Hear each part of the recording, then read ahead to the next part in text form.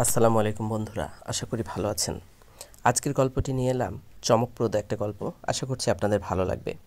গ্রামের বেশ নামকরা বাড়ি, মাস্টার বাড়ি। বাড়ির কর্তা তিনি হেডমাস্টার ছিলেন এলাকার হাই স্কুলের। তার ছেলে রাশেদ, সেও প্রাইমারি স্কুলের টিচার। তো তিনি রিটায়ার করার পর তার ছেলেটি মাস্টারি করে। তো পরিবারটা মাস্টার পরিবার এবং মাস্টার বাড়ি হিসাবেই তাদের বাড়িটা পরিচিত এলাকাতে। তো তাদের বাড়ির সামনে দিয়ে পাশ দিয়ে ইছামতি নদী বয়ে চলেছে। তারা নদীতেই সব কিছু পুরো গ্রামবাসী করে, মাছ ধরা থেকে শুরু করে খাবার, গোসল, সব কিছুই পানি টানি নিয়ে আসা। তো নদীকেন্দ্রিক আর কি গ্রামটা। তো রাশেদের পরিবারটা বেশ ভালো পরিবার, ধনী না হলেও মধ্যবিত্ত একটা পরিবার, বেশ সুখে স্বাচ্ছন্দ্যে তাদের জীবন। চাকরি পাওয়ার পর রাশেদের বিয়ে দিয়েছে তার বাবা মা আর কি। রাশেদের ছোট একটা বোন আর একটা ভাই আছে। তো এদেরকে নিয়ে রাশেদের পরিবার সুখে শান্তিতে তারা বসবাস করছে। হঠাৎ একদিন রাশেদের ছুটির দিন, সেদিন ছিল শুক্রবারের দিন। রাশেদ দুপুরে জুমার নামাজ পড়ে এসে দুপুরে খাওয়া দাওয়ার পরে তার মাকে বলল, মা আজকে যেহেতু সকাল থেকে গুঁড়ি গুঁড়ি বৃষ্টি হচ্ছে, বেশ ছাপ মানে হাওয়াও বইছে জোরে জোরে, তো নদীতে এই সময় মাছ পাওয়া যায় প্রচুর, তা আমি কয়েকটা মাছ ধরে নিয়ে আসি। তো তার মা বলল যে, বাবা বৃষ্টিতে ভিজে কাজ নেই, বৃষ্টি ছুটুক তারপরে যাস। রাশেদ বলল, বৃষ্টিতেই মাছটা বেশি পাওয়া যায়, তুমি বাধা দিও না, আমি চাই, আমার অনেক দিন পরে মাছ মারতে ইচ্ছে করছে। তো তার মা আর তাকে বাধা দিল না, বলল তোর ভাইকে, তোর ছোটো ভাইকে নিয়ে যা, রুবেলকে। রাশেদ বলল, না, ও পড়ছে পড়ুক, আমি একা যাব। তো রাশেদ যথারীতি দুপুরে খাওয়া দাওয়ার পর একটু রেস্ট করে 3টার দিকে বেরিয়ে গেল তার জাল এবং খলুইটা নিয়ে।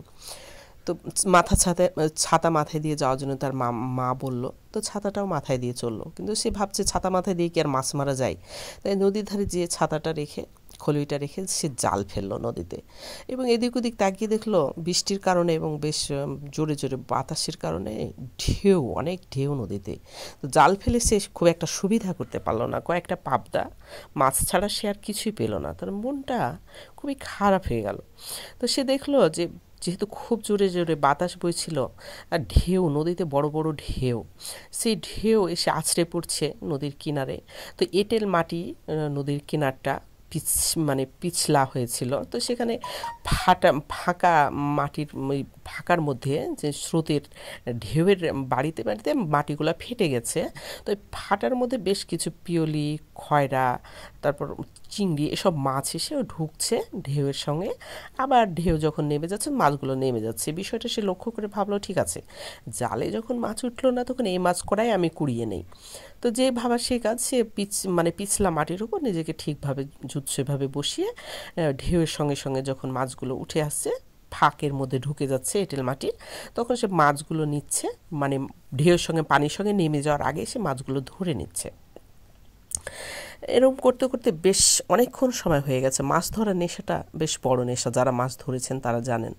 তো যেহেতু রাশেদ মাছ পাচ্ছিল অনেক, তাই তার ভীষণ খুশি ছিল।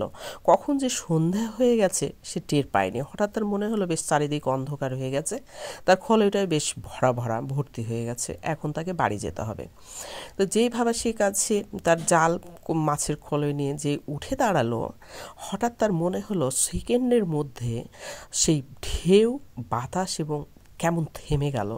আর বেশ গুমোট, পানিটা একেবারে টল টল করছে, কোনো ঢেউ নেই, বাতাস নেই, একদম গুমোট একটা আবহাওয়া। সে ভীষণভাবে আশ্চর্য হলো। শিক্ষিত ছেলে ছিল, সে ভাবলো এইরকমভাবে নদী শান্ত হয়ে যেতে কয়েক সেকেন্ডের মধ্যে আমি তো কখনো দেখিনি, এটা কিভাবে হলো? সে পরীক্ষা করার জন্য উপরে বাড়িঘরের দিকে তাকালো, নদীর পাড়ে গাছপালার দিকে তাকালো, দেখলো সেখানে বেশ হাওয়া বইছে, জোরে জোরে দমকা হাওয়া। কিন্তু এখানে কি হলো? এটা এত শান্ত কেন নদীটা, যেখানে তারা, নদীর ঘাট আর কি, যেখানে তারা গোসল করে, তো এত শান্ত হয়ে গেল কেন? তো তার কেমন যেন একটু মনে হলো, একটু ভয়ও পেল, যেহেতু চারিদিক সন্ধ্যা হয়ে গেছে, আশেপাশে কোনো মানুষজনও নেই। সে বাড়িতে যাওয়ার জন্য উঠে পা বাড়ালো। কয়েক কদমি এগোনোর পরে হঠাৎ তার মনে হলো পিছনে ভয়ানক শব্দ করে কিছু এগিয়ে আসছে।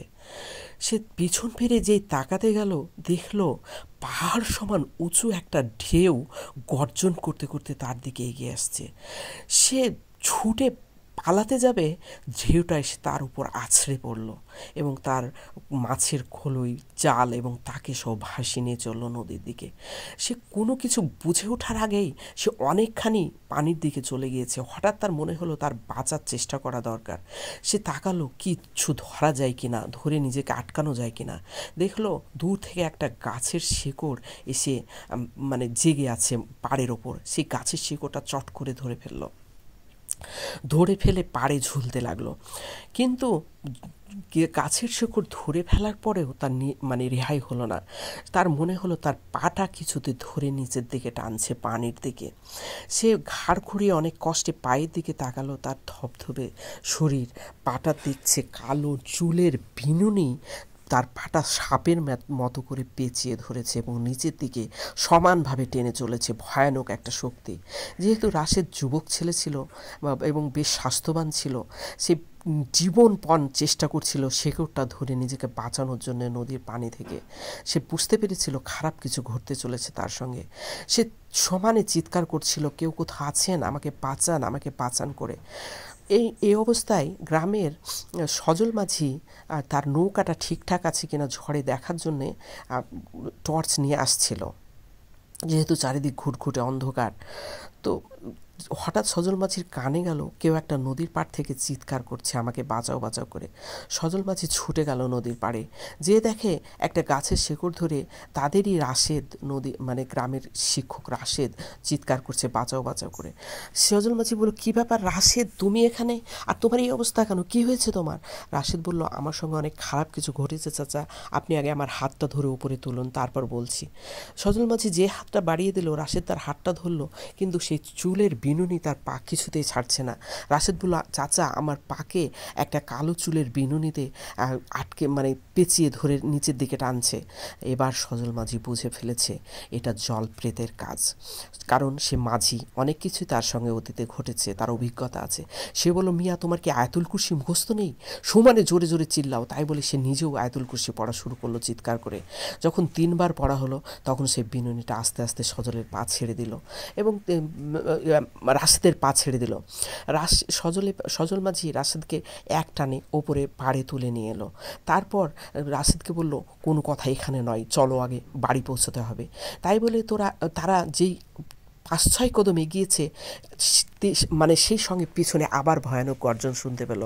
সজল মাঝি বলল, আমাদেরকে আবার বিপদটা ধেয়ে আসছে, রাশেদ ছুট দাও। কিন্তু রাশেদের দুর্ভাগ্য, রাশেদ ছুটতে পারছিল না, তার পায়ে প্রচণ্ড ব্যথা করছিল। সজল মাঝি তাকে কোনো রকম টেনে হেঁচড়ে নিয়ে চলল। তারপর দেখলো তাদের পিছনে এক হাত ধরে সে ভয়ানক গর্জন করে আসা ঢেউটি আছড়ে পড়ল এবং পিছন ঘুরে তারা দেখলো সেখানে অসংখ্য কালো কালো বিনুনি কিলবিল করছে তাদেরকে ধরার জন্য। তারা সজল মাঝি রাশেদকে বলল, তাড়াতাড়ি চলো। তারপর টানতে টানতে গ্রামের মানে নদীর একেবারে শেষ প্রান্তে উপরে এসে গ্রামের কাছাকাছি পৌঁছে গেল তারা। এবার রাশেদ আর কিছুতে হাঁটতে পারছিল না। সে বলল, চাচা আমি আর পারছি না বলে মাটিতে লুটিয়ে পড়ল। এবার গ্রাম থেকে কয়েকজনকে ডাকলো, সজল মাঝি ডেকে রাশেদকে বাড়িতে নিয়ে গেল। নিয়ে যাওয়ার পর তারা দেখলো রাশেদের পা, যেখানটা বিনুনি, কালো বিনুনি জল প্রেতের চুল দিয়ে পেঁচিয়ে ধরেছিল, সেই জায়গাটা একেবারে দগদগে ঘা হয়ে গিয়েছে, মাংস চামড়া কেটে মাংস বেরিয়ে গেছে আর রক্তে ভেসে যাচ্ছে। তারপর যাই হোক, তারা রাশেদের বাবা ডাক্তারের কাছে নিয়ে গেল। ডাক্তার দেখার পরে ওষুধ দিল, সব কিছু ট্রিটমেন্ট ঠিক মতো করলো, কিন্তু এই ঘা কিছুতেই সারছিল না। এভাবে 15 দিন হসপিটালে কেটে গেল। তারপর রাশেদের ঘা কিছুতে ভালো না হতে ডাক্তার ওখান থেকে তাকে রিলিজ দিয়ে দেয়। তারপর রাশেদের বাবা বাড়িতে নিয়ে আসার পরে ভালো একজন কবিরাজের সন্ধান করতে থাকে। তো তাদের আগেই চেনা একজন কবিরাজ ছিল, এই সজল মাঝি সেই কবিরাজের ঠিকানাটা দিয়েছিল। সেখানে রাশেদের বাবা যেয়ে সেই কবিরাজকে নিয়ে আসে এবং কবিরাজ এই ঘাটা দেখার পরে রাশেদের কাছে পুরো ঘটনা শোনার পরে বলে, এটা সাধারণ ঘা নয় যে ওষুধে ভালো হবে, এই ঘা ওষুধে ভালো হবে না, এটা জল প্রেত মানে পিশাচের ঘাম, এই পিশাচের খামকে দোয়া কালাম দিয়ে ভালো করতে হবে। তাই বলে তিনি জমজমের পানি এবং একটা তেল পড়া দিলেন, দিয়ে বললেন যে এই তেল পড়া সমস্ত শরীরে মাখবেন, আর এই জমজমের পানিটা ওই ঘায়ে তুলতি করে নিয়ে প্রতিদিন 3 বার করে দিবেন। তারপর তিনি বেশ দোয়া কালাম এবং রোকায়া করে রাশেদকে ফু দিয়ে ঝাড়ফুঁক করে রেখে ঘর দোয়ার মানে ওদের বাড়িটা বন্ধ করে রেখে চলে যায়। আর যাওয়ার সময় রাশেদকে বলে, বাবা তুমি আয়াতুল কুরসি, সূরা ফালাক, নাস এটা সব সময় পড়তে ভুলো না, কারণ এই জলপ্রেতের ক্ষোভ তোমার উপর এখনও আছে, সে কিন্তু তোমাকে শেষ করতে চেয়েছিল, পারে নাই। যাই হোক, ওই মাঝিটার জন্যে তো আল্লাহ তোমাকে বাঁচিয়ে দিয়েছেন। আর তুমি নদীতে কিন্তু যেও না 2-6 মাসের মধ্যে। তারপরে রাশেদের কথা শোনার পরে জীবনে আর কখনোই সে নদীতে যায়নি। কিন্তু তাই বলে অন্যরা কি নদীতে যায়নি? ঠিকই গিয়েছে।